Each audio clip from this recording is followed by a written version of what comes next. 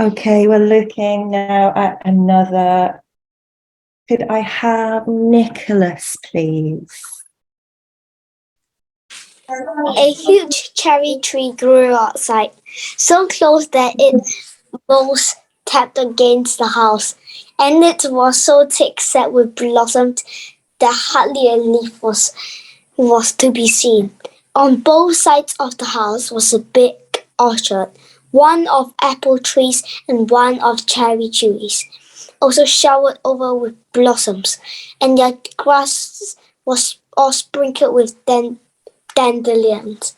In the garden below was lilac trees purple with flowers, and their dizzily sweet fragrance drifted up to the window on the morning wind. Below the garden, a green field lush with clover sloped down to the hollow where the brook ran and where scores of white birches grew, upspringing early out of an undergrowth suggestive of delightful possibilities in ferns and mosses with woodsy things generally. Beyond it was a hill, green and feathery, with spruce and fir. There was a gap in it where the grey gable end of the little house she had seen from the other side of the lake of shining waters was visible. Off to the left were the big barns, and beyond them, away down over green, low sloping fields was a sparkle blue glimpse of sea. Anna's beauty-loving eyes lingered on it all, taking everything greedily in. She had looked on so many unlovely places in her life, poor child, but this was as lovely as anything she had ever dreamed. Thank you very much. How does the writer make the garden sound beautiful and pleasant? For 5 marks, I would include 3 points and fully explain how. So point your evidence, explanation, full explanation, how this quotation proves your point, how it makes it sound beautiful and pleasant. So try to aim for 3. About 6 minutes for this one. Are you allowed to include more than 3 points? I would only include 3 points. You can hedge your bets if you like, in case, but you only have a certain amount of time. So I would gauge your time. If you're a very fast writer and fast analyzer as well, then go for it to guarantee yourself marks. However, maybe focus more on the analysis, on the explanation part, because that's where you get your full marks. Deborah, what's the general rule we give to children? Like if it's a 6-mark question, do they do like about 4 points? What's the best approach? We're going to be covering that in great. Thank you. 15 minutes. So please do ask that question. We can go over it. Thank you.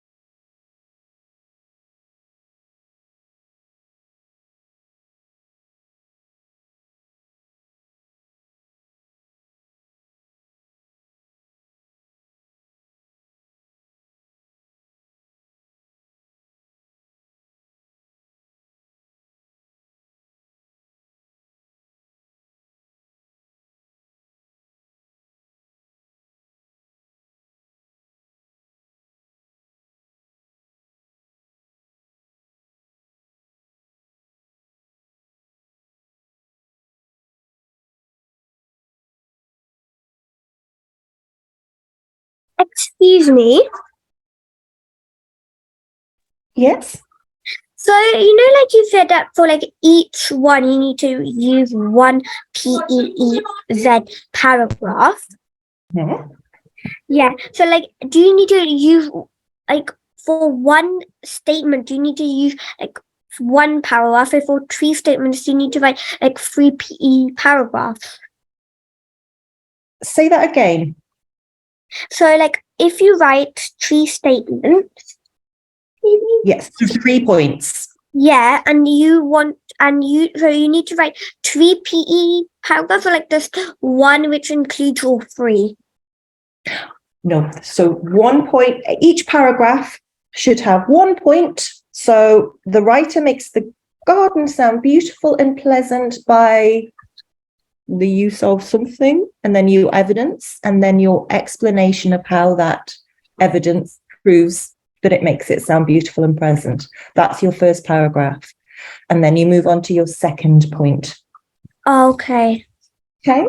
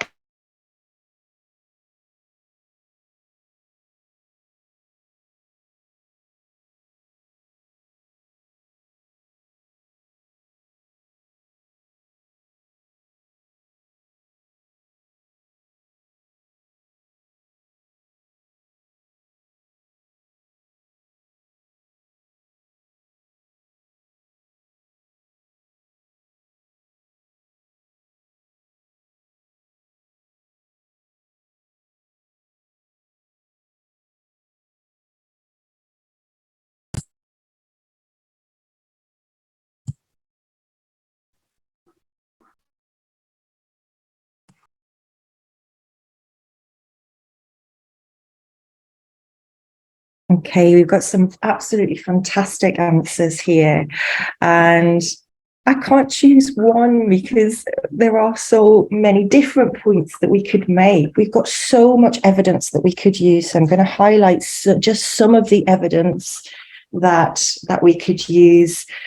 So we've got the cherry tree that is so thick set with blossoms. This just makes it sound so idyllic. Hardly a leaf was to be seen. We've got such beautiful use of adjectives here. One of which I really do love, their dizzily sweet fragrance of the flowers. These very pleasant sounding adjectives suggest that this smell that is being experienced is quite magical and possibly, even with it being dizzily, intoxicating. So that would be an example there of one P.E.E. paragraph. So the writer makes the garden sound beautifully and pleasant with the use of the adjectives, the pleasant sounding adjectives, describing the flowers with a dizzily sweet fragrance. This suggests that the smell is magical and possibly intoxicating. We've also got one of this imagery that I love.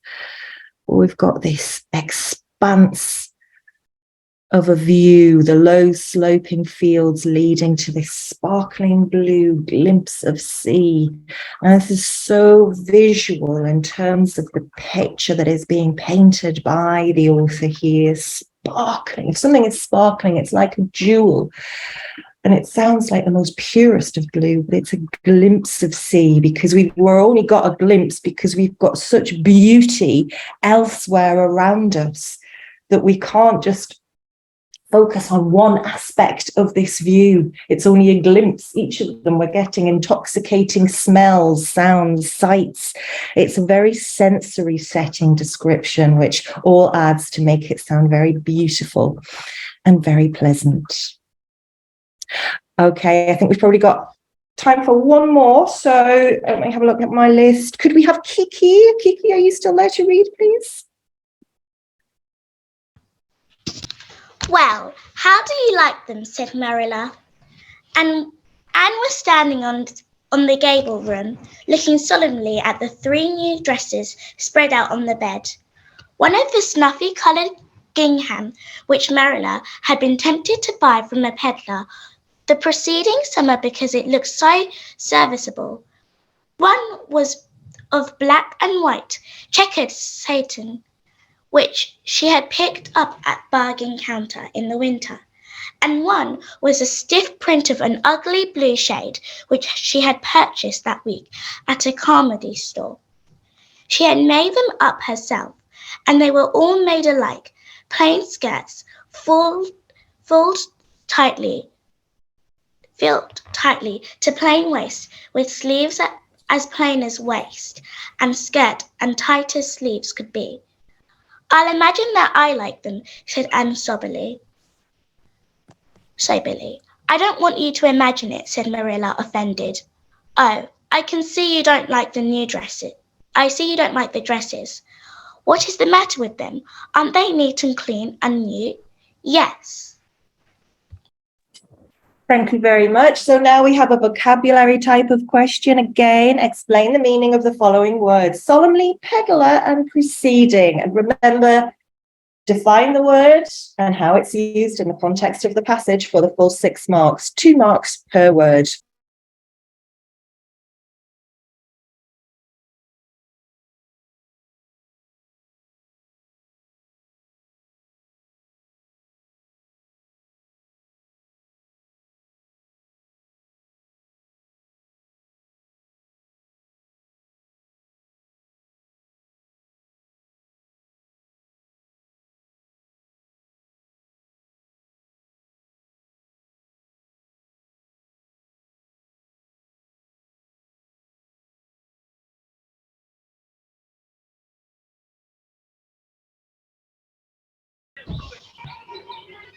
I've done it again.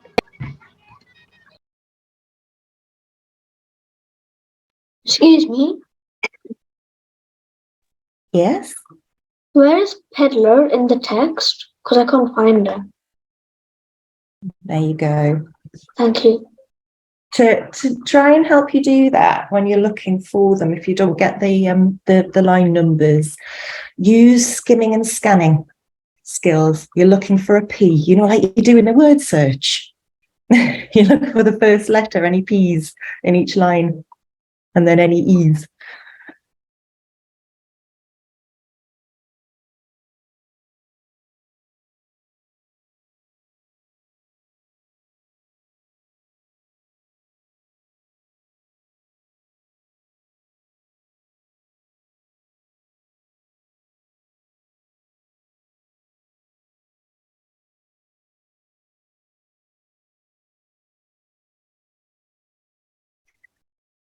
Okay, so we've got some example answers here. Solemnly means seriously. It used to show that she's looking very seriously at them and is perhaps quite disappointed at the dresses that have been chosen for her. Peddler indeed means a person who sells produce and other items on high roads and streets. So and sometimes you are tempted, you can strike a bargain sometimes. So it sounds like this dress may have actually been a bargain. Preceding means before, and in the text meaning the summer before or last year's summer. Very good. We've got three. One, first of all, the definition of the word and also how it is used within the context of the passage. So that indeed would gain you full 6